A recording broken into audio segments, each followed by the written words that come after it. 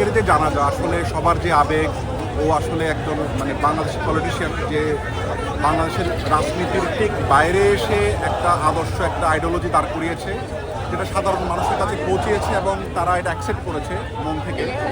তো তার যে ভারতীয় উগ্রবাদ বা আধিপত্যবাদের বিরুদ্ধে তার যে বয়ান বা স্টেটমেন্টগুলো সবার কাছে খুব জনপ্রিয় এবং সবাই খুব অ্যাকসেপ্ট করে। এর বিপরীতে তার যে হত্যা বা এটা একটা মানে বাংলাদেশের রাজনীতির জন্য খুব আবেগ ঘন এবং খুব কঠিন একটা সময় অতিবাহিত হচ্ছে। তার মধ্য দিয়ে আজকের যে জানা যায় মানুষের ঢল, এটা প্রমাণ করে যে হাদিকে মানুষ ভালোবাসত তার জায়গা থেকে।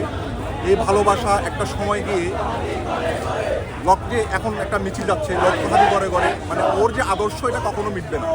এটা কারো না কারোর মধ্য দিয়ে ভারতীয় আধিপত্যবাদের বিরুদ্ধে প্রত্যেকটা ঘরে, বাংলার প্রত্যেকটা ঘর থেকে উঠে আসবে এই এক এক খাদি, যারা ইন ফিউচার ভবিষ্যতে ভারতের আধিপত্যবাদের বিরুদ্ধে লড়াই করবে এবং একাত্তর আবার হবে এবং তবে উল্টো যুদ্ধ আবার হবে ইনশাল্লাহ।